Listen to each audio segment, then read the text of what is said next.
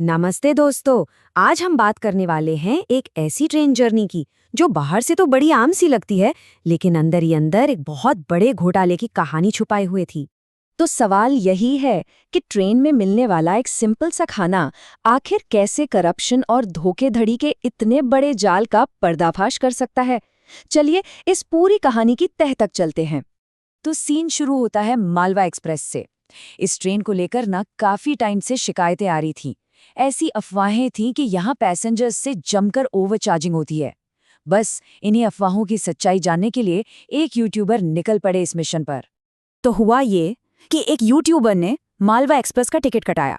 मकसद बिल्कुल क्लियर था, ये पता लगाना कि क्या सच में पैंट्री वाले लोगों से सिस्टमैटिक तरीके से ज्यादा पैसे ऐंठ रहे हैं, जैसा कि सब कह रहे थे। तो चलिए अब सीधे मुद्दे पर आते हैं। देखते हैं कि जैसे ही ये पड़ताल शुरू हुई, सबसे पहले क्या सामने आया। और यहीं पर पैंट्री स्टाफ और बढ़ी हुई कीमतों का आमना सामना होता है। अब स्क्रीन पर देखिए, घोटाला कितना साफ और सीधा था। पानी की बोतल जिसकी ऑफिशियल कीमत है 15 रुपए, वो बेची जा रही थी 20 रुपए में। चलो 5 रुपए तो ठीक है, लेकिन असली खेल तो थाली में था। 80 रुपए की स्टैंडर्ड वेज थाली के सीधे सीधे 150 रुपए वसूले जा रहे थे, मतलब लगभग डबल। और कमाल की बात तो ये है कि जब उनसे इस बारे में पूछा गया तो स्टाफ में से एक ने क्या कहा पता है? बोला, आपको 80 रुपए वाली थाली मांगनी पड़ेगी, हम खुद से नहीं बताते। सोचिए, मतलब साफ है, जो सस्ता और ऑफिशियल रेट वाला खाना है उसे जानबूझकर छुपाया जाता है ताकि लोग महंगी थाली खरीदने पर मजबूर हो जाएं। लेकिन रुकिए, कहानी सिर्फ ओवरचार्जिंग पर खत्म नहीं होती। अरे ये तो सिर्फ शुरुआत थी। इसके बाद तो एक और भी बड़ा धोखा सामने आया, मतलब धोखे के अंदर एक और धोखा। तो ये जो 150 रुपए की महंगी वाली थाली थी ना, उसको जस्टिफाई करने के लिए पैसेंजर्स को ये कहकर बेचा जा रहा था कि इसमें तो भाई पनीर मिलेगा।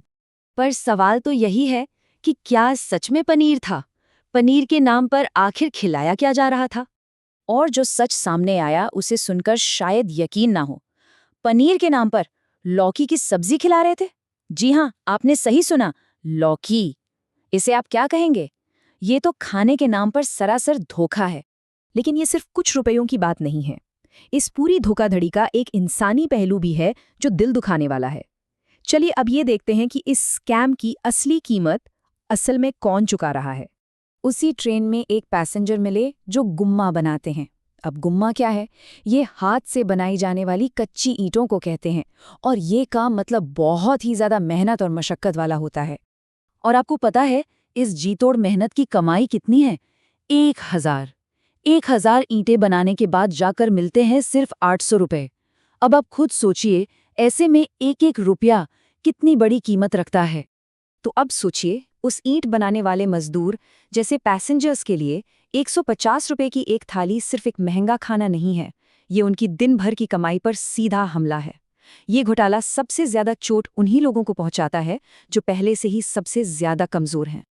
पर कहानी में ट्विस्ट अभी बाकी था। जब लगा कि मामला बस यहीं तक है, तब एक और चौंकाने वाली बात सामने आई। पता चला कि इस करप्शन की जड़ें सिर्फ पैंट्री स्टाफ तक ही नहीं है।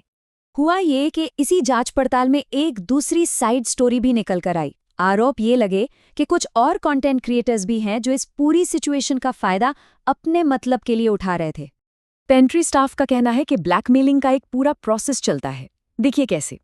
पहले कोई यूट्यूबर स्टाफ के खिलाफ कंप्लेंट फाइल करता है, फिर वो प्राइवेटली स्टाफ को कांटेक्ट करता है और फिर कंप्लेंट हटाने के बदले में पैसे मांगता है, मान लीजिए 5000 रुपए।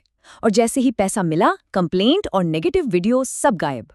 इतना ही नहीं, पेंट्री स्टाफ के एक मेंबर ने तो ये तक दावा किया कि उसने शिकायत बंद करने के लिए 5000 रुपए मांगे। हमारे पास उसकी रिकॉर्डिंग भी है। अब इस दावे ने तो मामले को और भी ज्यादा कॉम्प्लिकेटेड बना दिया। तो इतना सब कुछ हो रहा है। अब सवाल ये है कि इससे लड़ा कैसे जाए, आखिर इसका सल्यूशन क्या है? चलिए अब उस तरफ बढ़ते हैं। तो इस ओवरचार्जिंग और धोखेबाजी के खिलाफ उस यूट्यूबर ने एक सही कदम उठाया। उन्होंने रेलवे अथॉरिटीज के पास एक ऑफिशियल कंप्लेंट फाइल की और साफ कह दिया कि ये कंप्लेंट किसी भी कीमत पर वापस नहीं होगी। तो अब हम सब अपनी तरफ से क्या कर सकते हैं, खुद को कैसे बचा सकते हैं?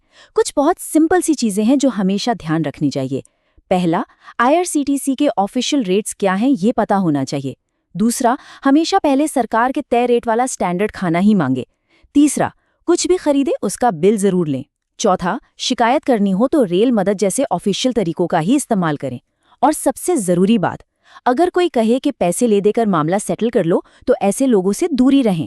तो आखिर में ये पूरा मामला एक बहुत बड़ा सवाल हमारे सामने छोड़ जाता है।